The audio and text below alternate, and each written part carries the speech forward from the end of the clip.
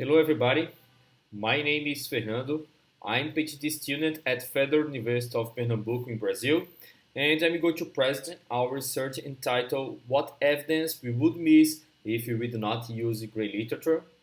This research was conducted together with Gustavo Pinto, Igor Wiese, Márcio Ribeiro, and Sergio Soares. So, what is grey literature? The most common definition, called as Luxembourg definition, says that grey literature is produced on all levels of government, academics, business, and industry, but which is not controlled by commercial publishers. Specifically talking about software engineering, uh, recently Garros proposed the following definition. Grey literature can be defined as any material about software engineering that is not formally peer-reviewed nor formally published. To conduct this research, we had two motivations. The first one is related to the increased use of social media and communication channels by software engineering practitioners, and the second one is related to the increase of studies using or investigating grey literature. Even with the increased use of grey literature, more specifically in secondary studies, few studies are investigating or showing how grey literature used properly contributed to these studies. Our study aimed to assess how the use of grey literature contributed to multivocal studies. In this research, by contributing, we mean to understand to what extent the multivocal studies use grey literature evidence to answer its research questions. We identified that several evidence would be missed if the investigated studies did not consider grey literature.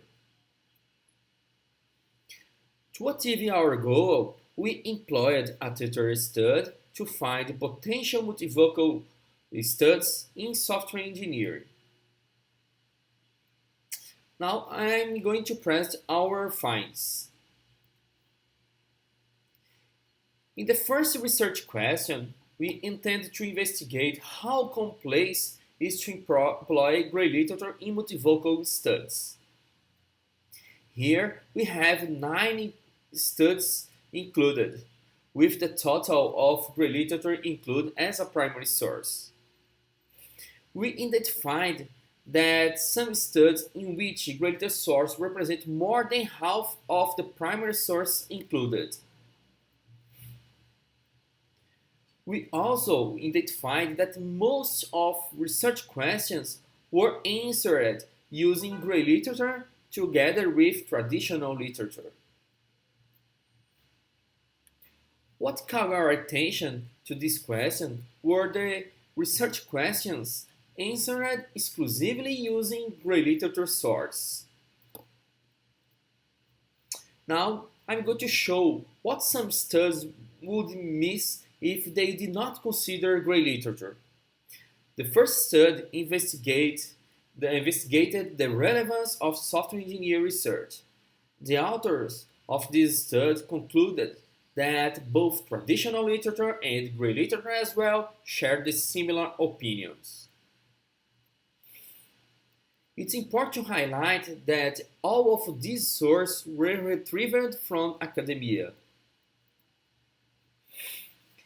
Even traditional literature represents more than half of included studies. Grey literature supports most of the findings.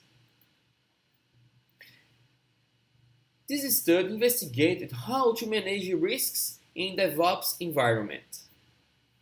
We identified 24 risk types. Among them, 9 were exclusively identified in grey literature source, and 7 in grey literature and traditional literature as well. Another study focused on how developers architected their Android apps. The study identified 15 libraries. From these, 13 were exclusively found in grey literature source, For instance, JUnity, Mockito. Regarding the architectural patterns, 7 were exclusively found in Gray literature source. Were defined 42 architectural guidelines. From these, 38 were exclusively found in Gray literature source.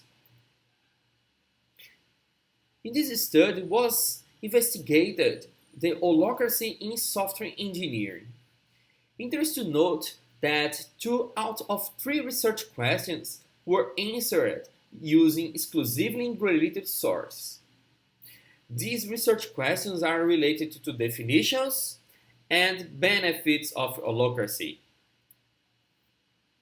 In addition, the third research question that explored the characteristics of holacracy was answered using both Gray literature and traditional literature. However, we identified some characteristics that were identified using exclusive Gray literature source. In this multivocal study was investigated some software as a service pricing aspects. From the 3 aspects covered, price operations were only found in Gray literature. In our second research question, we investigated how Gray literature properly contributed to multivocal studies. In our last research question, we aimed to understand the types of Gray literature included in multivocal studies and their producers. I'm going to present the results of these research questions together. We identified 19 Gray literature types among the investigated studies. The most common were blog posts, slide presentations, and project and software descriptions. The most common contributions identified were to provide recommendations, explanations, classifications, solution proposals, and opinions. As we can see, call our attention the contributions of recommendations and explanations. To this type of contributions was most identified in blog posts and guidelines. Regarding explanations, in blog posts and technical reports.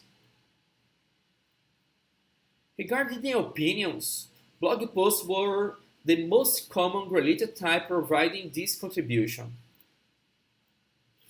Finally, it called our attention to the few contributions related to programming, such as examples use source code.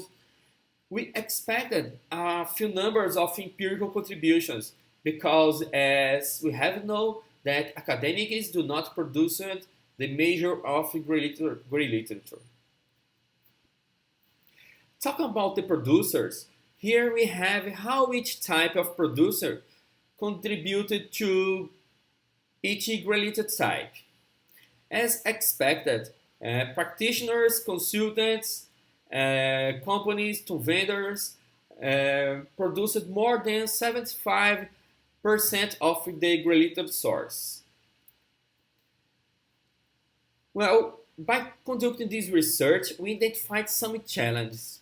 We proposed a set of recommendations to deal with each one. The first challenge is related to the difficulty to identify Gray literature and source and to classify them. Thus, we recommended to the researchers classify the Gray literature source according to their type. It is important to understand better how each Gray literature type contributed to multivocal studies. The second challenge is related to the lack of Gray literature information. We recommended the researchers include much information about Gray literature, for instance, the type of Gray literature, type of producer, year of the source, and the web link to the source.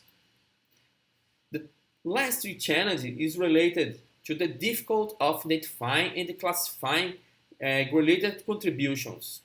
We recommended to the researchers conduct a separated data extractions of gray literature and traditional literature as well, and always highlighting the difference of gray literature and traditional literature evidence over the results and the conclusions.